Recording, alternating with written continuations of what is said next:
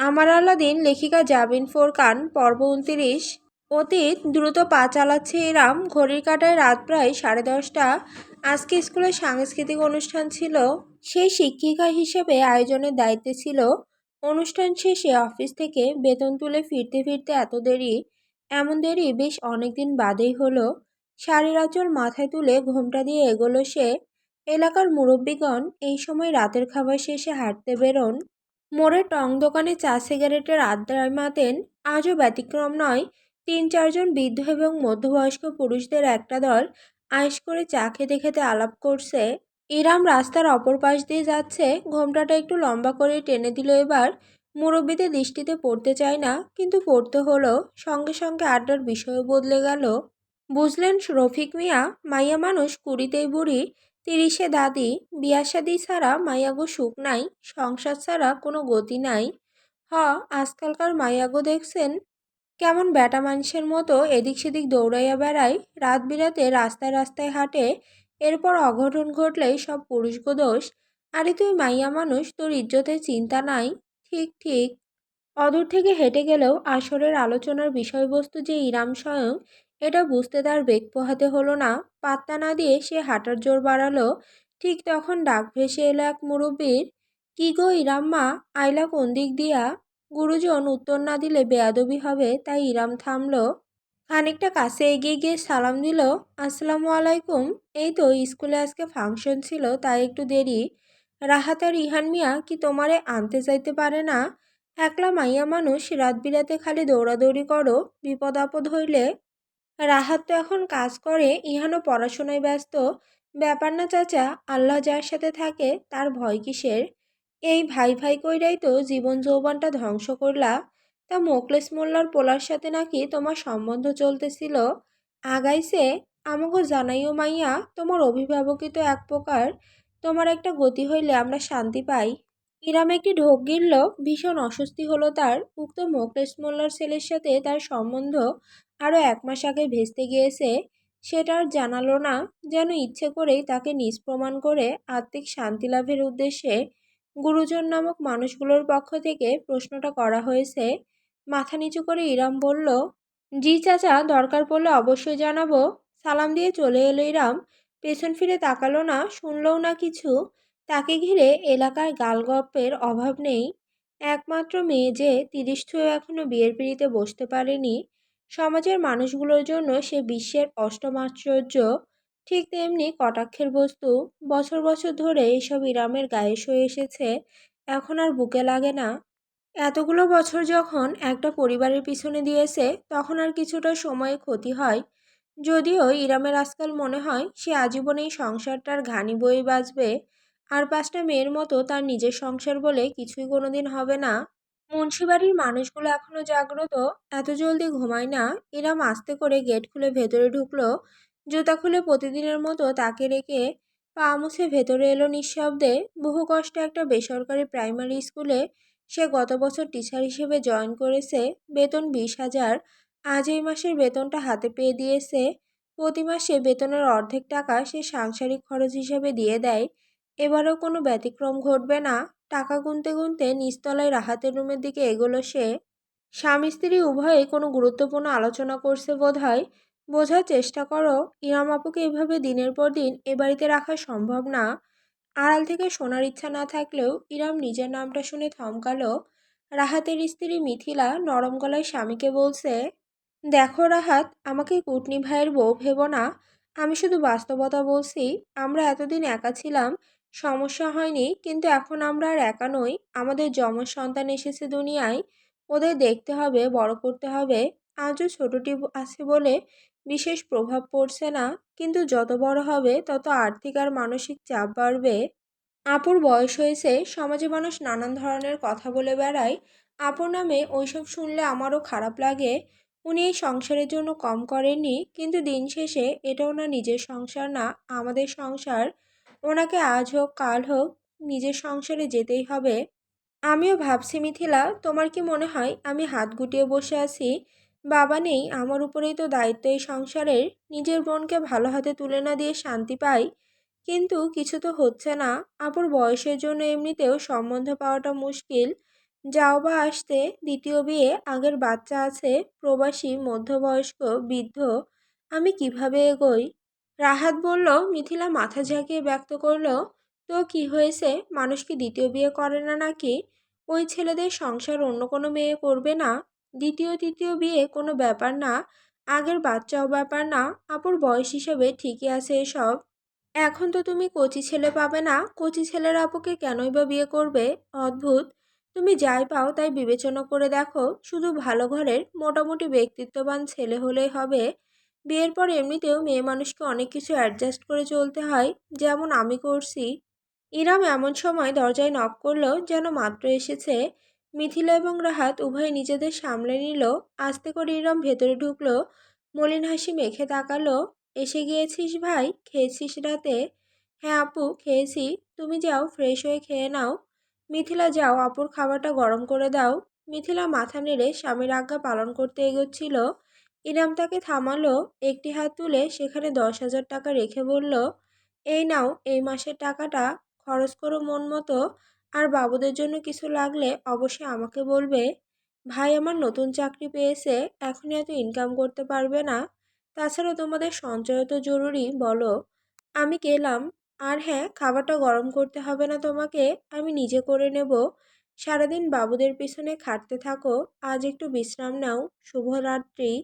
আর দাঁড়ালো না ইরাম, উল্টো ঘুরে রুমের বাইরে চলে গেল।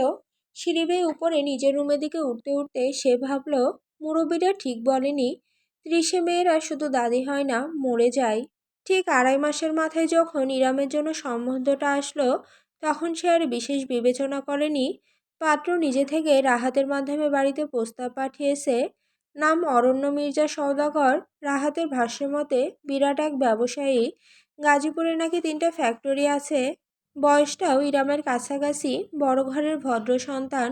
সমস্যা হলো এতিম, বাবা মা আত্মীয় স্বজন বলতে 3 কুলে কেউ নেই। এত বড় একজন মানুষ ইরামের মতো কাউকে নিজে থেকে বিয়ে করতে চাইছে। ব্যাপারটা সন্দেহজনক মনে হলেও এতিম শোনার পর থেকে সেটা খানিক ধামাচাপা পড়ে গিয়েছে। এত চিন্তা করে কি হবে, দেখা করা যাক, কথা বলে না হয় বোঝা যাবে। তাই আজ একটা ক্যাফেতে বসেছে ইরাম। মিথিলা তোড়জোড়ের কারণে হালকা পাতলা সাজাও হয়েছে।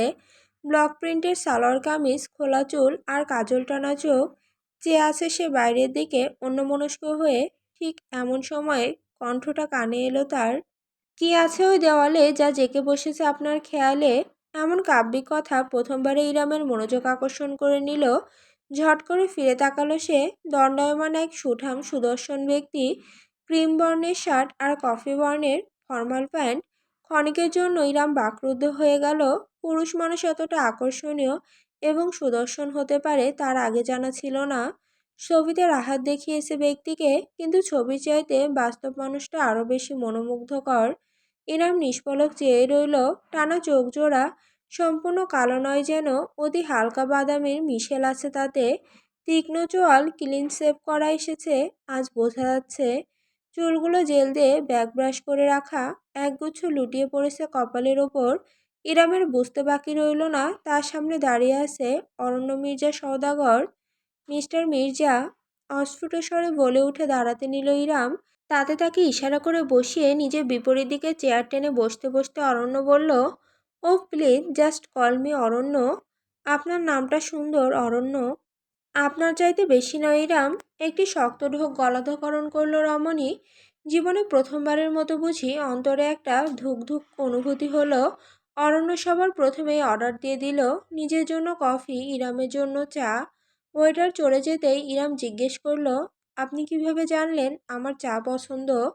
অরণ্য হাঁটুর উপর হাঁটু তুলে রহস্যময় হেসে বলল, আপনি প্রতিদিন স্কুলের ক্যান্টিনে বসে 1 কাপ পিওর রং চা খান, আন্দাজ করাটা কঠিন কিছু না। ইরাম ভ্রু কুঁচকে ফেলল, আপনি আমাকে ফলো করেন নাকি? না করলে বিয়ের প্রস্তাব পাঠাতাম কিভাবে বলুন? একগাল হাসলো অরণ্য। ইরাম সেই হাসির দিকে তাকালো। লোকটাকে হাসলে এত সরল লাগে কেন?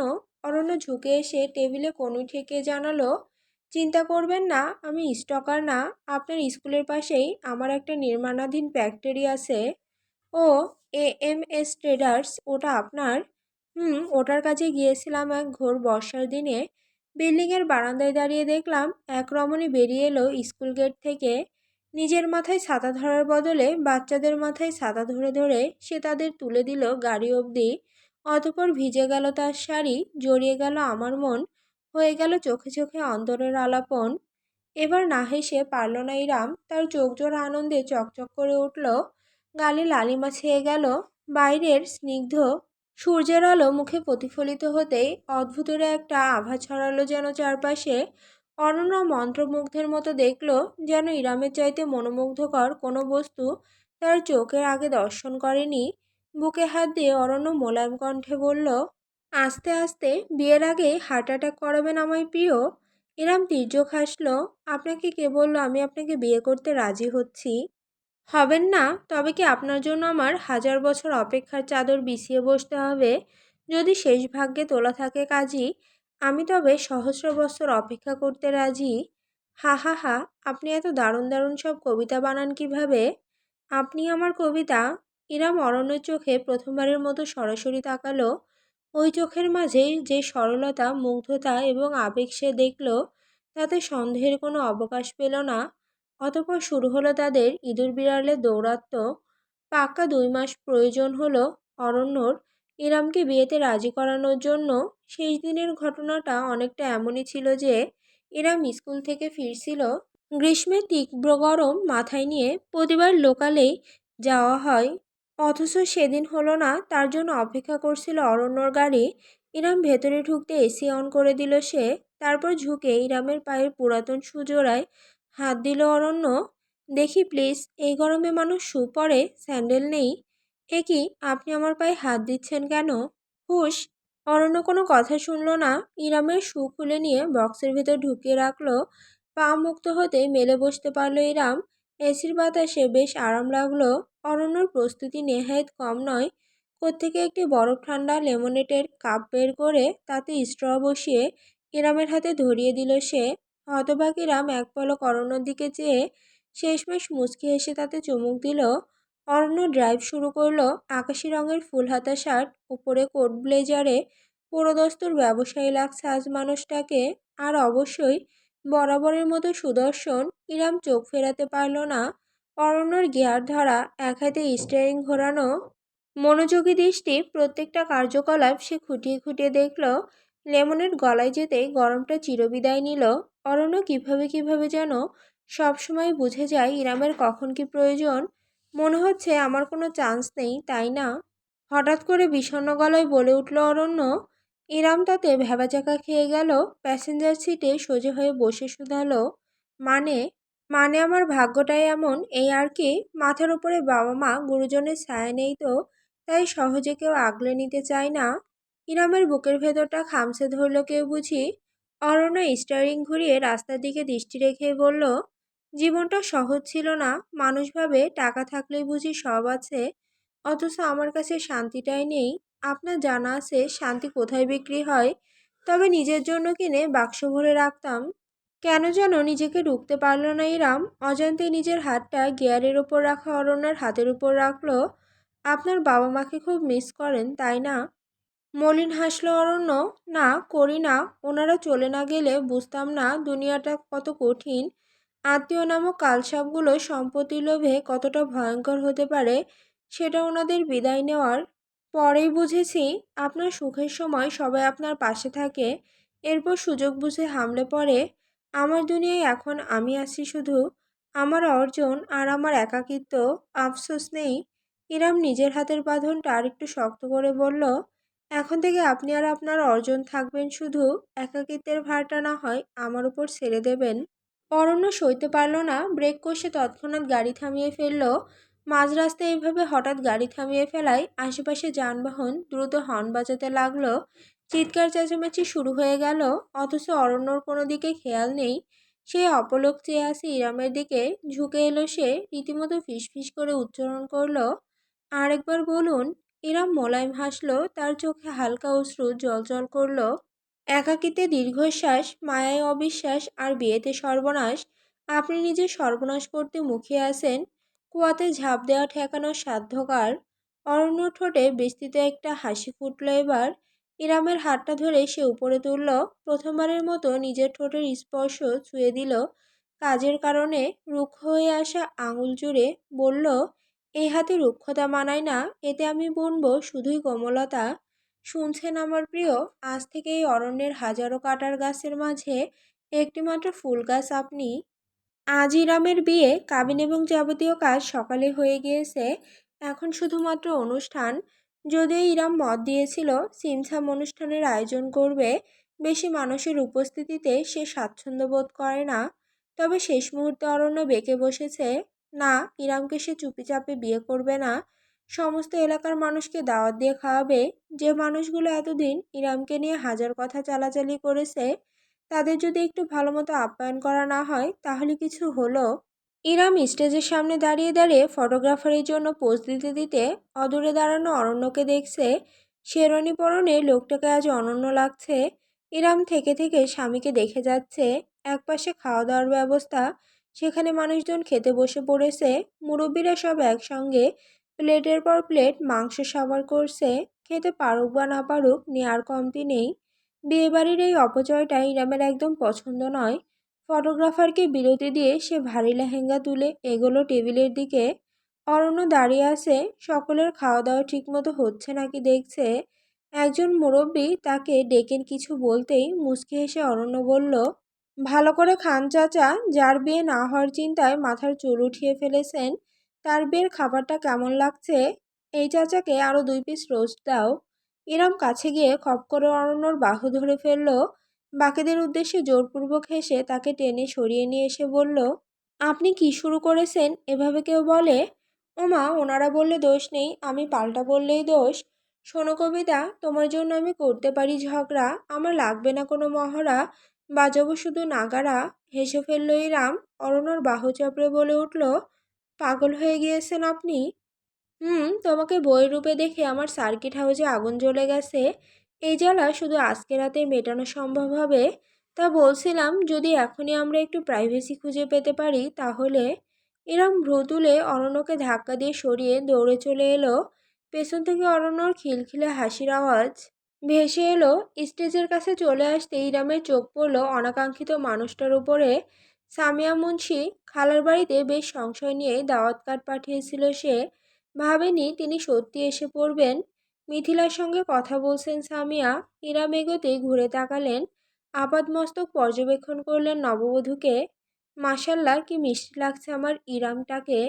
খালামণি, সামিয়াকে জড়িয়ে ধরল ইরাম। কত বছর পর আজ এই মানুষটার এমন আদরে ছোঁয়া পেল, হিসেব নেই আর। সামিয়া ইরামের পিঠে পরম আদরের হাত বুলিয়ে দিলেন, কপালে চুমু খেলেন। আল্লাহর কাছে লাখ লাখ শুক্রিয়া, অবশেষে তোর জীবনে সুখের দিন এসেছে। ইরাম মন ভরে গ্রহণ করল সবটুকু আদর। মুচকি এসে বলল, সব তোমাদের দোয়া খালামণি। তুমি আজ এসেছো, আমি কতটা খুশি হয়েছি বোঝাতে পারবো না তোমায়। আমি ওরে তোকে বধূর রূপে দেখার স্বাদ আজ আমার পূরণ হয়ে গেল। স্টেজে আসো আপু, ফ্যামিলি ফটো তুলবো। এমন সময় স্টেজে থেকে ইহানের ডাক ভেসে এলো। ইতিমধ্যে স্টেজের উপরে সোফায় বসেছে সবাই। রাহাত, মিথিলা, অরণ্য মাঝখানে। ইহান পিছনে দাঁড়িয়ে হাত তুলে ইরামকে ডাকছে। ইরাম সামিয়ার দিকে ফিরল, আসো খালামণি, ফ্যামিলি ফটো। আরে না না, ফ্যামিলি কিভাবে আমি? আসুন না খালামণি, প্লিজ, আপনি আমাদের পরিবারই তো। স্টেজ থেকে জোর গলায় বলল অরণ্য। এবার আর মানা করতে পারলেন না সামিয়া। ইরাম তাকে স্টেজে নিয়ে গেল। ইহানের সঙ্গে পিছনে দাঁড়ালেন তিনি হাসি মুখে। ইরাম অরণ্যর পাশে বসল। অত্যন্ত যত্ন নিয়ে তার চৌলির ওড়না লেহেঙ্গা গুছিয়ে দিল অরণ্য নিজের হাতে, যেন ছবিতে সুন্দর দেখায়। মিউজিক বাজছে গম গম করে। মেহমানের বাচ্চারা এদিক সেদিক নাচানাচি করছে। অনেকেই ছবি তুলছে স্টেজের। ফটোগ্রাফার পজিশন নিয়ে দাঁড়িয়ে। এত এত লোক, এত আলোকসজ্জার মাঝে ঠোঁটে বিরাট হাসি ধরে রেখে যখন ইরাম সামনে তাকালো, তখন ভিড়ের মাঝে একটি অবয়বের উপর তার দৃষ্টি আটকে গেল। বহুদূরে মেহমানদের ভিড়ের মাঝে একদম পিছনের দিকে কালো পাঞ্জাবি পরনে এক সুউচ্চ সুঠামস্তিত্ব, জলজলে একজোড়া চোখ, ভুরুর উপরে চকচকে সিলভার পিয়ার্সিং, বুকে দুবাহু বেঁধে তাকিয়ে আছে স্টেজের দিকে। দৃষ্টি জুড়ে অনুভূতিহীনতা, শূন্যতা। ইরাম জমে গেল। নিষ্পলক চেয়ে রইল ওই গভীর কালো চোখের সঙ্গে তার দৃষ্টি মিলল। অরণ্য নিজের মাঝে ইরামের একটা হাত ধরে রেখেছে। সেই হাতটা কাঁপল খানিক। অস্ফুট স্বরে আপন মনে ইরাম উচ্চারণ করল, আলাদিন ডাকটা ওই মানুষ অবধি পৌঁছেছে কিনা ইরামের জানা নেই। চোখ ধাঁধানো ফ্ল্যাশের আলোয় চারপাশ উদ্ভাসিত হতে লাগলো বারংবার। যখন ইরামের চোখ সয়ে এলো তখন সে দেখলো মানুষটার ভিড়ের মাঝে নেই, উল্টো ঘুরে হাঁটা শুরু করেছে। একটা সময় সে গেট পেরিয়ে বেরিয়ে গেল, আড়াল হয়ে গেল রাত্রির কালিগোলা আধার মাঝে। একবারও আর পেছন ফিরে তাকালো না।